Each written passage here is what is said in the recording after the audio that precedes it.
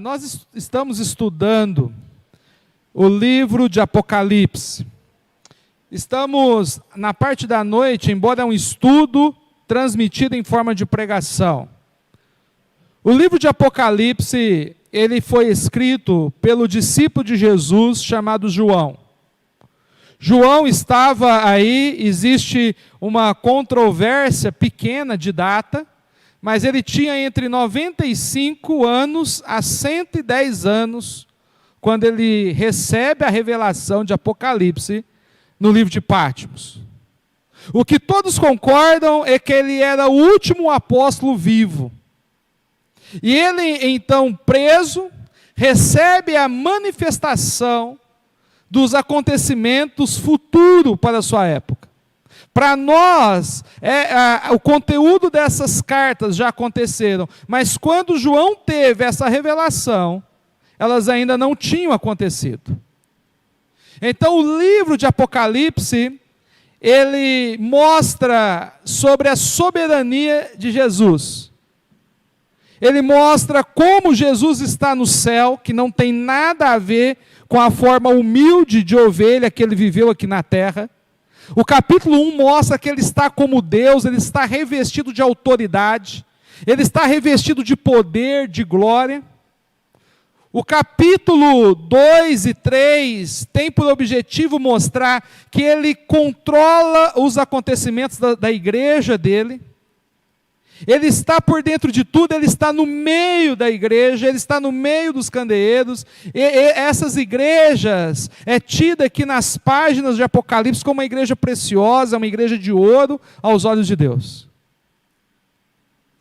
E então, a partir do capítulo 3, nós veremos que Deus, ele é majestoso e que o mal, a rejeição, o fato das pessoas escolherem praticar o mal ao invés de praticar o bem, talvez não teve uma disciplina na hora, mas vai ter no futuro com toda certeza. E é isso que o livro de Apocalipse mostra, como Deus age no meio de todas as coisas que estão acontecendo. Então vamos colocar em pé e lermos Apocalipse capítulo 2, versículo de 8 a 11. O texto a qual será explicado. E o meu primeiro objetivo é que você entenda o que esses cristãos viveram naquela época. Diz assim: ao anjo da igreja em Esmirna, escreve: estas coisas diz o primeiro e o último, que esteve morto e tornou a viver. Conheça a tua tribulação, a tua pobreza, mas tu és rico. E a blasfêmia dos que a si mesmos se declaram judeus e não são, sendo antes sinagogas de Satanás. Não temas as coisas que tens de sofrer. Eis que o diabo está para lançar em prisão alguns entre vós, para ser posto à prova, e tereis tribulação de 10 dias. Sê fiel até a morte, e dar-te-ei a coroa da vida. Quem tem ouvidos, ouça o que o Espírito diz às igrejas. O vencedor, de nenhum modo, sofrerá o dano da segunda morte. Podeis assentar, irmãos. O assunto principal aqui nessa segunda carta é mostrar que não é porque coisas ruins estão acontecendo, ou coisas ruins vão acontecer no futuro desta igreja, que Deus não os ama. Muitas vezes nós olhamos para certos acontecimentos ruins da nossa vida, coisas que acontecem conosco que nós nem imaginávamos, nem de longe pensávamos que iríamos passar por isso, e podemos ter algum sentimento: será que Deus não está comigo? Será que Deus não me ama? Por que Deus está permitindo estas coisas acontecerem na minha família? Então, esta carta mostra que não é porque pessoas passam por dificuldades e tribulação e prisão e blasfêmias, como o texto diz, que Deus não está presente e Deus não os ama. O assunto, então, principal, ele é a lealdade em meio das adversidades da vida. Quando nós falamos de lealdade, eu quero explicar porque essa lealdade ela é muito nítida num casamento. Um casamento, irmãos, é feito votos nupciais. Naqueles votos nupciais é onde existe a troca da aliança de ouro. E essa aliança de ouro, antes de você colocar no dedo da pessoa, para aqueles que casaram na cerimônia religiosa, é preciso você fazer votos. E esses votos é que eu prometo te amar na saúde e na doença. Eu vou te amar na saúde. Se você sofrer um acidente, ficar numa cadeira, eu vou continuar te amando. Eu vou te amar se você continuar forte e se você ficar doente. Eu vou te amar se você ficar rico e vou continuar te amando se você, por alguma situação da vida, ficar pobre. E então os votos continuam. E a lealdade é você cumprir, você ser dedicado em cumprir aquilo que você prometeu. A falta de lealdade é quando aquilo que você falou é só da boca para fora. É complicado porque alguns casais, quando eles têm discussões ou brigas conjugais, muitas vezes o marido ou a esposa pode ter o falso entendimento: se você está falando isto para mim, então quer dizer que chegou no fim? Se você está falando essas palavras duras para mim, então é melhor cada um viver para o seu lado. Mas em um casamento cristão bíblico não é isso. Se o casal chega ao ponto de ter uma conversa dura e falar coisas, o objetivo é consertar, porque a aliança de um casamento, aquele que busca Deus, ele é leal à aliança. Então, quando um casal entra em atrito para falar aquilo que ele não está gostando, o objetivo nunca é separar. O objetivo é sempre, vamos trabalhar junto para consertar essa área. Porque o relacionamento de um salvo com Deus é muito semelhante a uma aliança de casamento. E é por isso que eu estou usando a aliança de casamento por exemplo aqui. Meus irmãos, aqueles que aceitaram Jesus, é como você tivesse dito no dia que você aceitou Jesus: Senhor Jesus, eu vou te amar, se eu tiver com saúde, se eu tiver cheio de doença igual Jó. Eu vou te amar, se algum dia o Senhor me fizer rico, mas se eu colher pobreza te servindo, eu continuarei te amando.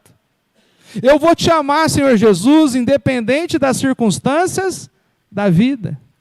É este o entendimento de salvação que a Bíblia traz. É uma lealdade ao Senhor Jesus que não depende de nós. Se você está sendo abençoado, se o seu filho nasceu, louve a Deus. Se você descobriu que está com câncer e a sua vida é curta, louve a Deus. Louve por quê, pastor? Pelo tanto que você já viveu. Sabe? Mas eu poderia viver mais 20 anos se não fosse um câncer. Mas você já viveu quantos? Então, irmãos, sempre pode fazer mais. Mas o fato de nós podermos e desejarmos viver mais não anula aquilo que Deus já fez para nós de bondade no passado. E quando nós olhamos para a igreja de Esmirna, nós devemos ter esse entendimento, que Deus sabia o que eles estavam passando, Deus sabia o que eles iriam passar, e em vez de Deus falar assim: fique tranquilo, eu não vou deixar vocês ser presos, Deus fala: quando vocês for presos, seja fiel até a morte. É algo que a gente não espera. Porque quando nós apresentamos para o nosso Deus: Senhor, eu fui no médico, a doença é grave. Nós esperamos que Deus cure. Nós não esperamos que Deus fala: é grave, Então, fique firme até a morte, me adorando. E é exatamente isso que Deus está fazendo aqui para esta igreja. Então nós queremos que você entenda que o que Deus quer, muito mais do que você viver muito mais do que você viver 100 anos cantando para Ele na igreja, mais do que Deus quer de você e de mim, é que, independente de quantos sejam os seus anos de vida, que você seja leal ao que você prometeu a Ele, quando você entregou a sua vida a Jesus. Lealdade àquilo que você mesmo falou para Deus, no dia que você orou entregando. Então vamos analisar aqui esta carta. Então no versículo 8, eu quero trazer aos irmãos um pouquinho do contexto da cidade. Ao anjo da igreja em Esmirna, escreve. Falamos já isto, semana passada. A palavra anjo, literalmente, ela é um mensageiro. E eu, particularmente, acredito que esse mensageiro não é um anjo celeste, mas é um anjo no sentido de líder da igreja, aquele que transmite a mensagem. E o motivo do porquê eu acredito isso, é porque essa mensagem está sendo entregue para o apóstolo da igreja. Então eu não vejo sentido um apóstolo da igreja receber uma mensagem para transmitir a anjo. Então eu particularmente interpreto que a palavra anjo aqui é o líder da igreja local. Então transmite. Estas coisas diz o primeiro e o último, o que esteve morto e tornou a viver. Meus irmãos, naquela época não existia denominações. Existia a igreja de Cristo na cidade de Esmirna. Existiam muitas cidades que tinham igreja. E a igreja recebia o nome da cidade. E esta carta, então, está sendo direcionada à cidade de Esmirna. Para os irmãos entenderem um pouquinho, a cidade de Esmirna, ela foi fundada 1000 anos antes de Cristo. A cidade ficou existindo por 400 anos. E aí, então ela foi destruída numa guerra. Ela ficou 400 anos sem existir como cidade.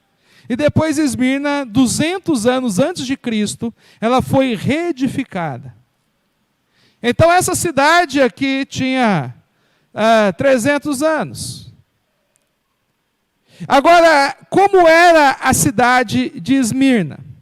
Essa das 7 cartas de Apocalipse, a única cidade que existe até hoje como cidade é Esmirna. Éfeso existe os resquícios de Éfeso. As outras cidades existem os resquícios dela. Existem os prédios para você ir lá e ver como era a biblioteca, como era a cidade. Mas Esmirna, ela existe até hoje. Ela tem um nome turco, que é Izmir.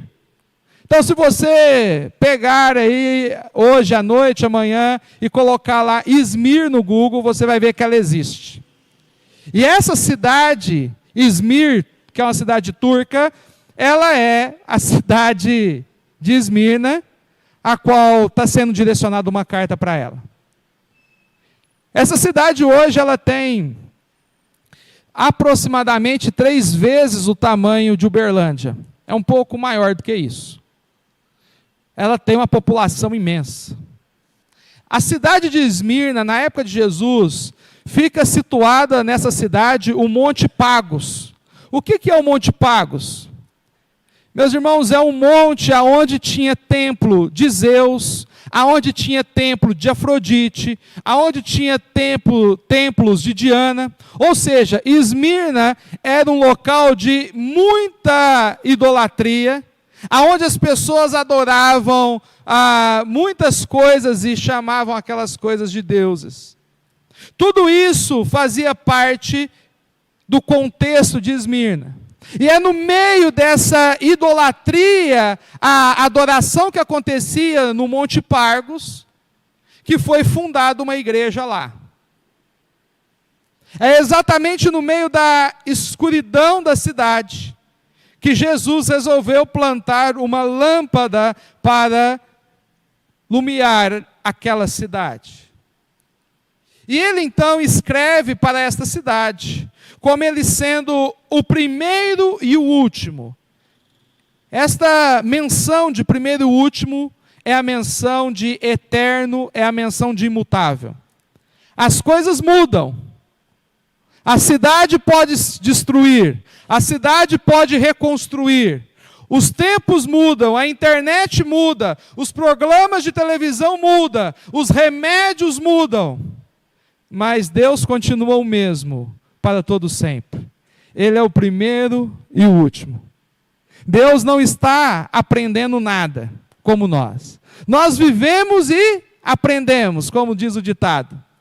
Mas Deus não aprende nada, porque Ele é absoluto. Ele é soberano. Ele é perfeito. Meus irmãos, é difícil nós entendermos o que significa a força dessa expressão. Primeiro e o último, aquele que esteve morto e tornou a viver. Aqui não é uma menção a Deus Pai e nem a Deus do Espírito Santo. Aqui é uma menção a Deus Filho. Foi o único que esteve morto e tornou a viver. Aqui é uma prova, uma autenticidade da divindade do Senhor Jesus. E é nesse contexto de cidade que ele vai falar sobre lealdade. E então no versículo 9, nós veremos o seguinte: não foque nas circunstâncias. Foque em ser fiel no meio das circunstâncias. Foque em ser fiel no meio das adversidades. E aqui ele vai falar algumas coisas que estavam acontecendo na cidade de Esmirna. Então olha o que diz o verso 9, olhe para a Bíblia. Conheça a tua tribulação. A primeira coisa. A palavra tribulação, irmão, significa ser pressionado para baixo. É como se tivesse um peso em cima de você. É como se um elefante fosse deitar em cima de você. Isso é a palavra tribulação. Podemos aplicar a uma morsa, né? Talvez as mulheres não saibam o que é uma morsa, mas é aquela ferramenta que se usa em oficina, que você roda para prender uma peça, então você faz uma tribulação na peça, você prende ela. E aí você passa lime, esmeril, o que você quiser. A palavra tribulação significa isso. Alguém que está sobre forte pressão. Forte pressão. E ele está falando, ele quem? Aquele que esteve vivo, morreu e ressuscitou. Ele está falando que quem estava sobre forte pressão era a igreja de Esmirna. Algo que faz parte do relato histórico da cidade de Esmirna. A cidade de Esmirna, irmão, consta na sua história de cidade que certa vez 1.200 crentes foram chegados na beira do precipício e o Império Romano falou: quem não negar Jesus pula despenhadeira abaixo. Os crentes ficaram parados e os guardas foram avançando com as suas lanças e espadas. 1.200 crentes morreram porque não quiseram negar o nome de Jesus. Faz parte da história de Esmirna. Isto não é da Bíblia, é história da cidade. Em uma outra ocasião, teve a segunda leva para levar as pessoas a negarem a Jesus Cristo. E desta vez eram 800 cristãos. Eles reuniram 800 cristãos, colocaram pela segunda vez na ponta do penhasco. Quem quiser negar a Jesus, saia daí. Quem não negar Jesus, fique aí. E eles então foram andando, passo a passo, com lança e espada, e então 800 cristãos foram empurrados montanha abaixo e morreram. Sabe por quê? Porque não negaram ao Senhor Jesus. Meus irmãos, deixa eu te fazer uma pergunta. Você está preparado para ser fiel até a morte? Porque a primeira coisa para nós sermos fiéis até a morte é nós amarmos mais a Jesus do que a nossa vida. A primeira coisa para sermos fiéis até a morte é nós amarmos mais a vontade de Jesus do que a nossa própria vontade. Se fosse você na beira do penhasco e falasse, negue Jesus, e então passa para cá, alguns de vocês talvez seriam tentados, eu vou negar Jesus só para não morrer porque eu sou músico, eu vou negar Jesus só porque eu prego lá na igreja, Jesus sabe que eu amo Ele, sabe? Eu vou negar, mas Jesus conhece meu coração. Não, irmão, não existe isso. Isso é ilusão da sua cabeça. Você vai se responsabilizar por toda palavra que sai da sua boca. Sabe? Então, nós estamos olhando cristãos que morreram, mais de 2.000 cristãos que morreram despenhadeira abaixo. E o motivo da morte deles foi só o fato que eles não quis falar uma frase. A frase era, eu renego Jesus. Eu quero que você entenda isso. Se tivesse uma perseguição igual em Esmirna, você ficaria fiel até a morte? Ou você encontraria um jeitinho brasileiro para negar Jesus e pensar que você é um cristão? Eu quero, pense, meus queridos irmãos, está registrado na história da cidade de Esmirna, e a data do registro é 23 de fevereiro de 155 depois de Cristo. 23 de fevereiro de 155 depois de Cristo. Está registrado sobre um pastor da cidade. O nome desse pastor é Policarpo, chamado bispo de Esmirna. Policarpo era o líder da igreja. Ele estava sendo condenado à morte no estádio da cidade, aonde os jogos ali eram jogos de morte. E aí então o imperador falou para ele, Romano, se você me adorar como Deus, eu te liberto. Se você não me adorar, você será morto.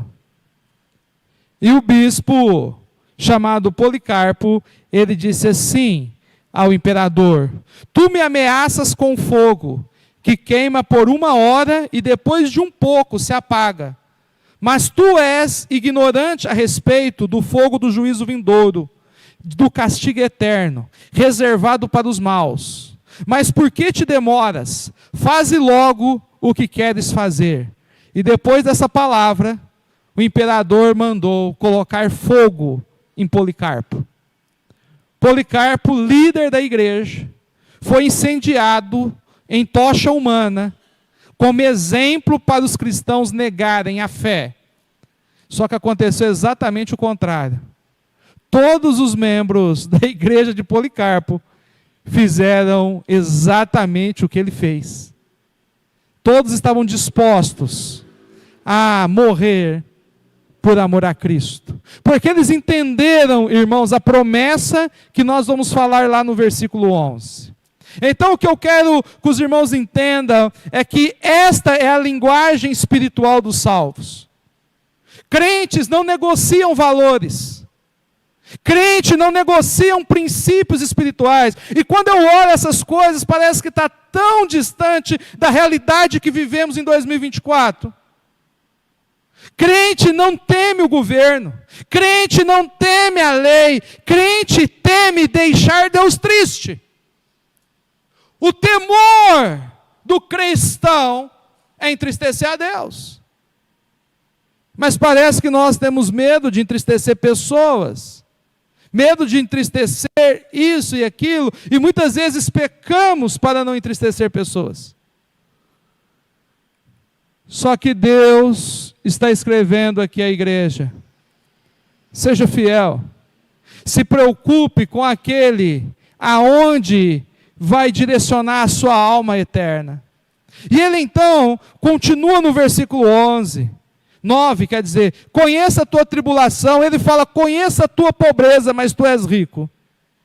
Por que pobreza e tu és rico? A cidade de Esmirna, irmãos, era uma cidade nobre. Ela era uma cidade que adorava Roma, e isso deu a ela muito prestígio na época. Sabe, muitos ricos moravam ali. Alguns desses ricos se converteram. E com a conversão desses ricos, esses ricos da cidade, eles tinham muitos escravos. E os escravos deles também foram a Cristo. É isso que diz a história. E então a história esta bíblica, falando das características desta igreja, é que embora a cidade era uma cidade de elite, era uma cidade de nível alto, tinha grandes mansões naquela cidade. Tinha alguns ricos, mas a maioria eram os funcionários, os escravos deles. E eles eram pobres. E a pobreza não é só porque eles eram escravos, mas nesta época bíblica, quando alguém professava ser cristão, ele perdia todo amparo da lei. Se algum ladrão invadisse a sua fazenda, você não fosse cristão, o ladrão era julgado. Se você era cristão, não tinha lei para você. Então, os ladrões ficavam observando quem era cristão para roubar, porque quem roubasse um cristão não tinha punição. O Império Romano não tinha nenhuma responsabilidade com fazendeiros e trabalhadores que professavam ser cristãos. E é por isso que está escrito aqui, tu é pobre, mas na verdade tu és rico. Rico que jeito? De espírito. A riqueza era espiritual. A riqueza era uma fé firme, era uma fé dedicada. E ele então, meus irmãos, continua aqui. No versículo 9, então ele falou de tribulação, ele falou que eles passavam por dificuldades de pobreza, e agora existe a blasfêmias do que a si mesmos se declaram judeus e não são, sendo antes sinagogas de Satanás. Ele fala aqui de blasfêmias dos judeus. O que aconteceu no início da igreja? O maior perseguidor da igreja de Jesus era os fariseus, a qual Paulo era de uns que estavam perseguindo para matar. A maior perseguição da igreja de Jesus foi a religião judaica dos fariseus. Os fariseus, eles iam nas igrejas e falavam, vocês não são salvos, vocês não podem ser circuncidados. Os fariseus iam até as autoridades públicas e falavam, eles não reconhecem a César como o rei deles. O rei deles é Jesus. E então, a doutrina dos fariseus, dos judeus, pregando circuncisão e falando para provocar perseguição, que a igreja não servia a César, mas servia ao rei Jesus. Isto então instigou muitas perseguições. E é um grande problema até hoje. Não a religião judaica, mas pessoas que mais atrapalham do que ajudam o avanço da igreja. Esses judeus, irmãos, eles levantavam um falso testemunho. Hoje nós não temos a doutrina dos fariseus no mundo inteiro inventando coisas. Mas com certeza a igreja de Cristo tem muitas pessoas que inventam coisas do membro, inventam coisas do pastor, inventam coisas da denominação para impedir o avanço da igreja. Sabe, irmãos, a religião cristã não é uma religião que prejudica as pessoas. Jesus disse isso, aqueles que estão fazendo a leitura que está sendo posta ali no grupo, essa semana foi lido Lucas 9, no verso 55. O que está lá em 9, 54 e 55? Os discípulos de Jesus encontram um povo que estava ali fazendo sinais. E aí os discípulos falam, mas aquele povo não segue a gente. Eles expelem, eles fazem milagre no seu nome, mas eles não nos seguem. Vamos orar para que caia fogo do céu sobre eles. E aí então Jesus dá uma palavra aos discípulos, em Lucas 9:55. Vocês não sabeis de qual espírito sois. É o que está escrito lá. Você sabe de qual espírito você é? Você sabe qual espírito é o seu Senhor? O espírito do Senhor de vocês ensinou vocês a rogar para matar pessoas. O Senhor Jesus ensinou vocês a rogar para cair fogo do céu sobre pessoas. Porque aquele que vem para matar, roubar e destruir é outro espírito. Vocês não são desse espírito. Vocês são dos espíritos que intercede pelas pessoas. Sabe? Vocês são do espírito que libertam as pessoas do Deus vai trazer juízo, sim, sobre a terra e sobre os que não creem. Mas essa não é a função de vocês. Essa é a função de Deus. A Deus pertence a vingança. A Ele pertence. Porque Ele é justo e Ele conhece pensamentos interior do coração. Eu e você não. Nós somos chamados a orar, a interceder. E nunca orar para o mal, para matar. Somos orar, mas tem um líder político ruim demais. Vamos orar para ele infartar. Não. É orar para ele converter. É orar para ele seguir a Jesus. Ah, mas não tem situação para ele, pastor. Ele já errou demais. Meu irmão, isso cabe a Deus, não cabe a você.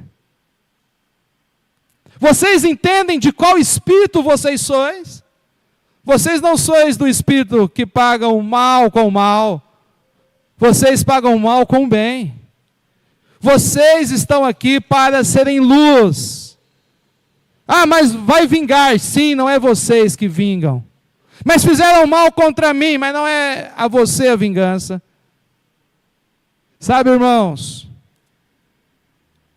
esta igreja, ela é estimulada a passar tudo isso cheia de fé. Sabe, estas pessoas que estavam blasfemando contra os salvos, prejudicando a igreja. O final do versículo 9 diz que o comportamento deles, fizeram deles sinagoga de Satanás. A palavra sinagoga poderia ser traduzido por templo. Templo de Satanás. Assim como o nosso corpo é templo do Espírito Santo, aqueles que levantam falso testemunho contra a igreja de Cristo estão se comportando como casa do diabo. É exatamente isso. A igreja, meus irmãos, estava passando por dificuldades. A igreja estava passando por perseguições. Coisas difíceis estavam acontecendo. Mas Deus, Ele fala, sede fiel. Não existe nenhuma palavra aonde o texto fala, eu vou tirar a sua luta, eu vou tirar a sua tribulação, eu vou tirar isso da sua vida. Não, não existe nenhuma menção a isso. A menção é só, aguente firme. Já já você estará no céu. Uma mensagem tão estranha aos públicos atuais. Uma mensagem tão estranha às pregações de pastores atuais contemporâneos. Aonde nós nunca falamos, aguente firme a sua dor, aguente firme a sua renúncia, aguente firme a sua solidão, porque rapidinho você estará no céu. As pessoas não querem ouvir isso. A sua solidão vai acabar amanhã. A sua doença será curada. É isso que as pessoas querem ouvir. E algumas vezes Deus faz dessa forma, mas outras não. Sabe por quê, irmãos? Porque Ele é soberano. Ele faz o que Ele quer. Ele conhece o todo. Deus cura quem Ele quer. E Ele deixa de curar também quem Ele quer. Você já parou para pensar que na Bíblia tem a cura de quantos cegos registrado na Bíblia? Você acha que não tinha mais de 50 cegos na época de Jesus? Mas Ele quis curar, ou quis que ficasse registrado aqueles que estão na Bíblia. Sabe por quê, irmãos? Porque Ele faz o que Ele quer. Isto é ser Deus. Ele não depende de você concordar, de você aceitar. Isto é soberania divina. Quando Ele te criou, ou quando Ele criou o mico-leão dourado, ou quando Ele criou a leoa, ou a montanha mais alta, ou até mesmo o lago mais colorido que existe na face da terra, Ele não pediu a sua opinião e nem o seu conselho. Sabe por quê? Porque Ele é mais sábio e inteligente do que todos nós juntos. E nós estamos esquecendo que Deus te ama e Deus tem um propósito na sua vida. E o propósito não é que a sua vida aqui vá tudo bem. O propósito é que você glorifique a Ele na saúde e na doença, na alegria, na tristeza, na riqueza e na pobreza. Esse é o comprometimento. Então, vamos progredir aqui. No versículo 10, ele fala assim: não temas as coisas que tem de sofrer. Eis que o diabo está para lançar em prisão alguns dentre vós, para ser de posto à prova. Meus irmãos, lançar na prisão. A prisão romana não é como a prisão de hoje. A prisão romana era a sala de espera da morte. Quando as pessoas estavam presas, o governo não levava comida. É por isso que Lucas está sempre com Paulo quando ele está preso. A pessoa está presa, se ele tiver algum conhecido e quiser levar comida, ele come. O preso não tem direito a isso. As celas eram frias, cheias de mofo, eram celas subterrâneas. As pessoas morriam de doenças respiratórias, pegavam infecções, fungos. Muitos nem chegavam a ser julgados, morriam antes. Então, ser preso no Império Romano é bem diferente de ser preso hoje. Lá não tinha os direitos. E aí Jesus vira e fala para a igreja: vai lançar algum de vocês na prisão. Não é todos, mas alguns. Mas eu vou libertar vocês da prisão, é isso que fala? Não, seja fiel até a morte. Mas Senhor, o Senhor fez a prisão tremer, e Pedro e João saiu, porque tremeu, abriu a cela. Com o apóstolo Paulo, o Senhor também fez um terremoto, o anjo veio e saiu. E com nós não vai ter isso? Não, com vocês não vão ter terremoto não. Ser fiel até a morte. Ser leal. Meus irmãos, a sua fé está disposta a fazer por Deus o que Deus fez por vocês? Deus morreu por vocês. Se você é um cristão, é porque você entendeu que Deus te amou até a morte, e morte de cruz. Ser cristão não é você fazer qualquer coisa para Deus, é você estar disposto, se caso precisar, talvez não precisa, mas se caso precisar, eu serei fiel até a morte. Agora, se a gente não aguenta uma contrariadinha na igreja, se a gente não aguenta uma contrariadinha do filho, se a gente não aguenta um contrariar da esposa, como é que não vai ser fiel até a morte?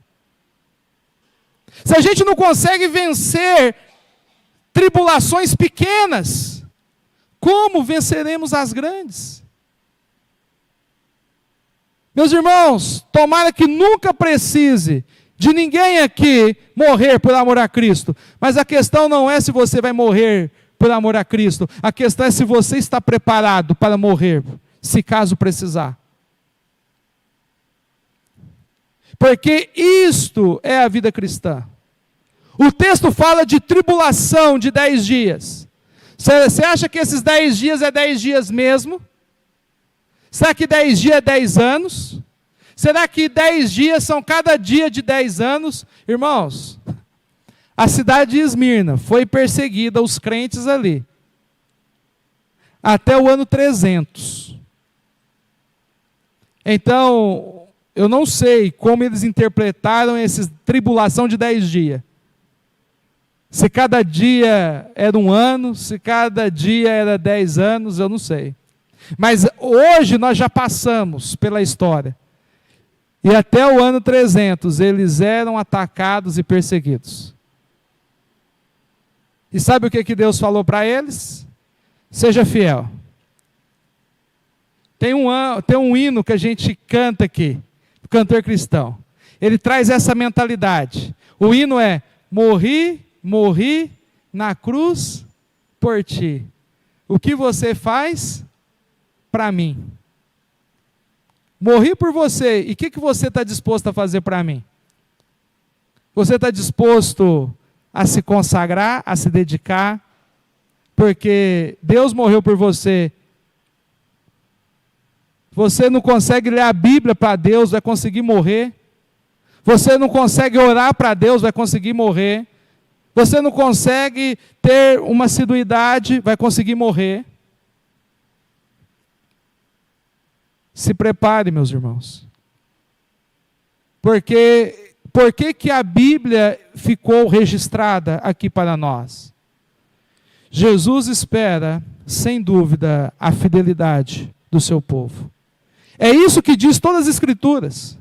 Se você abrir para Mateus capítulo 5, versículo 10, está escrito assim: bem-aventurado os perseguidos por minha causa. O que Deus está falando? Que você vai ser um crente fiel e vai ser o quê? Perseguido por causa da justiça. Bem-aventurados, quando por minha causa vos caluniarem e inventarem mentira contra vocês. Está escrito lá, Mateus 5, do 10, 11 e 12. Você está esperando o que como crente? Abra sua Bíblia para 2 Timóteo, capítulo 3, verso 12. Olha o que Paulo escreve para que Timóteo prepare a igreja. 2 Timóteo 3, 12. Olha o que é, irmãos, ser crente aos olhos da Bíblia. Ora, todos quantos querem viver piedosamente em Cristo Jesus serão perseguidos. Vai ser perseguido todos os crentes? Não, só os crentes piedosos. Todos quantos, não é alguns, todos quantos quiserem viver piedosamente em Cristo Jesus serão perseguidos. Talvez você nunca seja perseguido, mas a Bíblia está falando: espere perseguição. Talvez não aconteça com você, mas espere perseguição. E aí, então eu quero falar para vocês. Estava vendo um breve relance de uma mensagem. E aí o pastor entrou de sola. Aquilo me fez sentir vergonha. E o pastor falou o seguinte: muitos cristãos de hoje em dia estão pior do que Judas. Porque Judas ainda traiu Jesus por 30 moedas de prata. E tem gente traindo Jesus por sentimentos pessoais. Tem pessoas traindo Jesus por causa de coisas triviais. São piores do que Judas, porque cobram um preço menor para atrair Jesus. Irmãos, eu desliguei, falei: cara, o que esse pastor está arrumando? Mas ele está certo. Ué, se Judas traiu por 30 moedas de prata Jesus, você trai por 15, você é pior do que ele. Agora, qual que é o preço que você está pagando para não ser fiel a Deus? O que é que você está envolvido? É uma paixão? É uma vida sexual, sabe, fora do casamento? O que as pessoas pagam para andar longe de Deus? São piores do que Judas. Promiscuidade, são piores. Judas pegou 30 moedas, tem gente traindo por muito menos. Eu até parei de ver Instagram depois dessa. Sabe, irmãos? Porque diante de toda essa situação, o versículo 10, ele diz assim, finalzinho dele, né? Ser fiel até a morte e dar-te-ei coroas da vida. dar-te-ei a coroa da vida. Deixa eu te explicar na prática por que ele está falando de coroa para essa cidade. Essa cidade tinha um estádio. Nesse estádio acontecia jogos. E qual que era a recompensa de quando alguém era campeão? Existia uma recompensa em dinheiro e uma recompensa pública. A recompensa pública era uma coroa de louros, é um ramo. E por que era dada ao campeão uma coroa de folhas? Porque aquele que ganhou, ele era o campeão só por breve tempo. A ideia era que a coroa de campeão, a coroa de louro, alguém que ganhou o cinturão ou cinturão de ouro do MMA esse ano, pode ser que o ano que vem ele perde. Porque alguém treinou mais, o cara que ganhou já está ficando velho, está vindo um mais jovem todo no gás. Então não quer dizer que aquele que ganha vai ganhar sempre. Então, muitos estavam preocupados em ganhar uma medalha temporária, uma coroa temporária. E Jesus ele fala, o prêmio que eu vou dar para aqueles que permanecerem leal, fiel à sua profissão de fé, às palavras do batismo, eu vou dar a coroa da vida eterna. A coroa da vida eterna. Meus irmãos, sabe, foque na sua união com Cristo. Talvez o alívio do seu problema nunca virá. Talvez aquela dor na coluna nunca vai sair. Talvez aquela memória que você está tomando remédio nunca vai voltar. Talvez aquela perna que manca, o joelho que dói, a hernia de disco, talvez essas coisas passem com uma oração, talvez passe com uma cirurgia e talvez nunca passe. E o que Cristo está falando é o seguinte, a questão não é se vai sair ou se não vai. Não há nada de errado em você orar para sair, não há nada de errado de você procurar um médico, não há nada de errado de você tomar remédio, mas a questão não é a circunstância, a questão é se você é leal. A questão é que se você entende, para Deus ser bom na sua vida, nem tudo, sabe, a gente tem uma mania, nossa, eu fiz uma viagem, não aconteceu nada de ruim, graças a Deus. Mas se tivesse acontecido algo ruim, também teria que dar graças a Deus, porque todas as coisas cooperam para o bem daqueles que amam a Deus. Ah, parei a moto na porta da igreja, não roubou, graças a Deus. Roubou, graças a Deus que eu tenho moto. Graças a Deus que roubou na porta da igreja, não foi na porta do boteco. Sabe, porque em tudo dai graças, porque, meus queridos irmãos, Deus sabe de todas as coisas. E Ele não gera filhos mimados, filhos que acham que vão chorar e vão receber. Deus fala, tenha fé. Esta é a mensagem para a igreja de Esmirna. Tenha fé. Não foque na circunstância, foque na sua fé. O importante não é você sair da situação, o importante é você morrer amando a Jesus. O importante é que o seu último suspiro tenha fé em Jesus nele. Sabe, irmãos, Jesus morreu com 33 anos. Outros morreram com 130 anos. A questão é, no seu último suspiro, a fé de Jesus foi sentida. E vamos então finalizar aqui no versículo 11. Quem tem ouvidos, ouça o que o Espírito diz às igrejas. O vencedor de nenhum modo sofrerá o dano da segunda morte. Eu quero que vocês entendam a mente de Cristo. Nós estamos focando em viver bem aqui na terra. Cristo focou em nos levar para viver bem no céu. A promessa aqui é exatamente, depois dessa vida, eu vou te dar o céu. A coroa que Deus vai te dar não é a segunda empresa, não é o terceiro carro, não é o salário dobrado. A bênção aqui é a coroa da vida.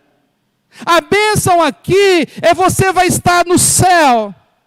É o que Policarpo falou: se eu morrer queimado, é 1 hora de angústia e depois vem o céu. Se o avião cair aonde eu estiver voando, eu vou sofrer 2 minutos, 1 minuto, até ele bater e explodir. E depois que ele explodir, é o céu. Se um ladrão me der um tiro, eu vou agonizar 3 minutos e depois é o céu.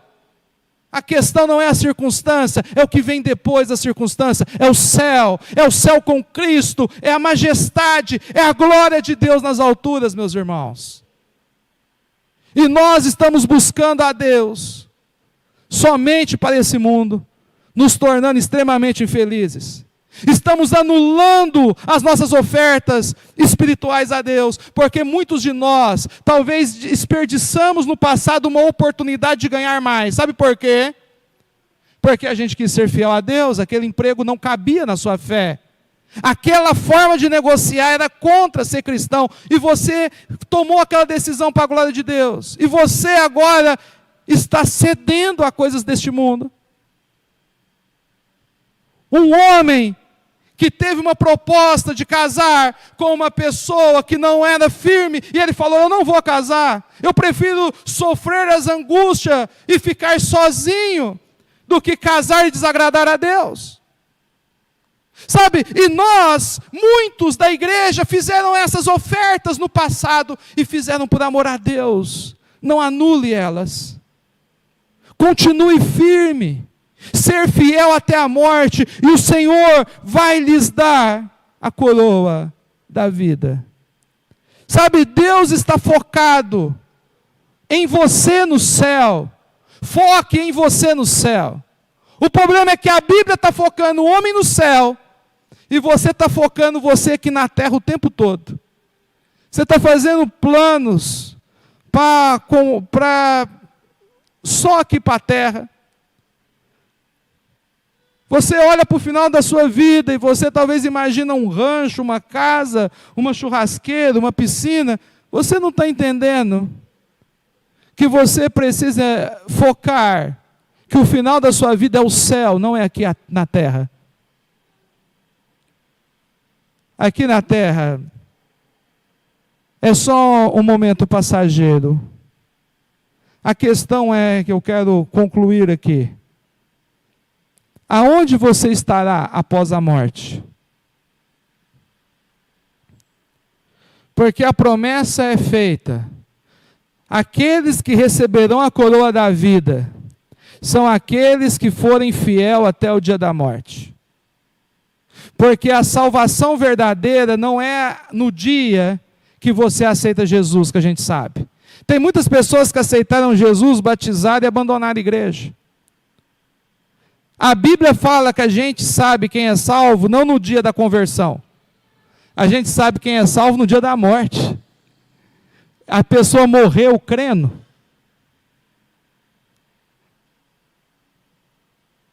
A pessoa morreu crendo em Deus. Aquele que perseverar até o fim é salvo, será salvo. Ele não é salvo porque perseverou, mas o perseverar mostrou que ele tinha uma fé diferenciada, uma fé celeste, uma fé que era igual a que habitou no Senhor dele, o Senhor Jesus Cristo. Você entende que o seu fim não é na terra, o seu fim é no céu. Não tenha medo das circunstâncias. Sabe, irmãos, encare a vida com o seu fim é o céu, mas o fim só é o céu para aquele que tem a fé verdadeira em Cristo. Como eu sei que a minha fé é verdadeira? Quando eu não nego Jesus pelas minhas vontades, quando eu não troco Jesus por sentimentos momentâneos do meu coração, quando eu não troco aquilo que é eterno por sentimentos de insatisfação momentâneos. Eu deixar de adorar um Deus que nunca nos fez mal, um Deus que nunca me prejudicou, eu vou deixar de adorá-lo, porque não aconteceu o que eu queria que tivesse acontecido há um ano atrás, o mês passado, ou vai acontecer amanhã. não tenha medo de testemunhar de Deus. Sabe, o único entendimento que eu tenho aqui no livro de Apocalipse, conhecendo e sabendo que Deus é bom. E aí eu fico perguntando, por que Deus sabia que eles iam passar por prisão? Por que Deus sabia que eles estavam sendo atacados por judaizantes? E por que Ele não fez nada? Eu me pergunto isso. E eu só encontro uma resposta. Porque Deus é adorado no nosso testemunho. Sabe, irmãos, talvez o que Deus quer de você não é que você morra da forma que você idealizou, mas é que você morra crendo. E sabe, irmãos, falar que crê em Deus no dia da conquista não é difícil. Mas falar que crê em Deus no dia de tristeza, esse é difícil. Falar que crê em Deus no dia que o filho morre é difícil. Falar que crê em Deus no dia que recebe uma doença que não cura é difícil. Falar que crê em Deus em meio a adversidades é difícil. Sabe, a sua salvação não tem a ver com você, tem a ver com Deus ser glorificado na sua vida. E o que Deus vai te dar de alegria nunca foi prometido nessa terra, porque você é igreja. A festa de casamento será onde? No céu. Então não queira dançar aqui, porque a festa de casamento é no céu. O que Deus tem prometido para mim é no céu, para vocês é. Porque crente não morre. Crente fecha o olho aqui, como diz as Escrituras. Ele dorme aqui para acordar, sabe, na presença de Deus. Vamos colocar em pé.